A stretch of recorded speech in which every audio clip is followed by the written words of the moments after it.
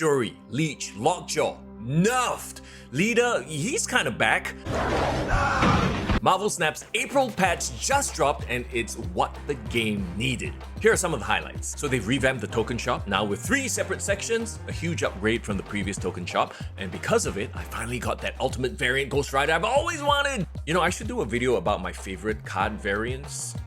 Anyway, there's a new game board. Nice! Ghost, Stature, and MODOK dropped from Series 5 to Series 4, and Shuri, Bass, Valkyrie, Super Skrull, and Black Panther dropped from Series 4 to Series 3. Now we got visual and audio updates. Infinite rank players will only match against other infinite rank players. But on to the juicy stuff, buffs and nerfs. Shuri! Okay, instead of doubling the power of the next card you play, the doubling only occurs if you play the next card in the same lane as Shuri.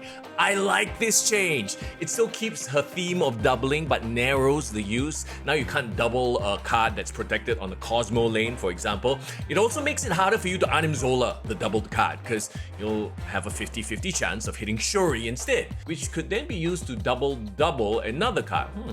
Interesting. Leech. Talking about feeling helpless, I think the main issue with Leech was always when he popped up before turn 5, like through a Lockjaw, Jubilee, or location, right?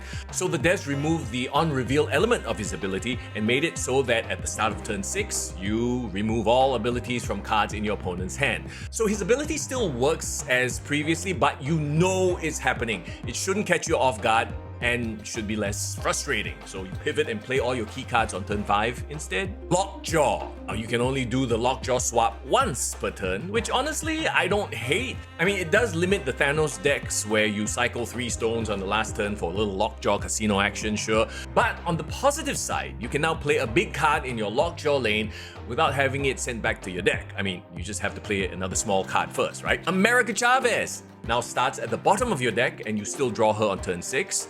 Jubilee now adds the top card of your deck to this location instead of any card. Now, I lumped the two together because these changes seem to be in preparation for future cards that let you do stuff to the top of your deck. Leader. Okay, he fell off the face of the universe after his last nerf, so thankfully they gave him some love here. Instead of 6-7 and that on-reveal ability that required a PhD to understand before, he now is a 6-2. On-reveal, copy the enemy card or cards with the highest power played this turn, but on your side. He's kind of a tech card now actually, punishing decks that slam down big cards on the last round, but it wouldn't be quite as effective against decks that flood the board in the final turns. Only time will tell if this shifts the meta away from a Shuri dominant one. You know, I think we'll still see plenty of Shuri. I'm just glad that Second Dinner decided to revisit Leader and kind of admit that they overcorrected him previously. Hey, what do you think of these changes? Let me know in the comments. I mean,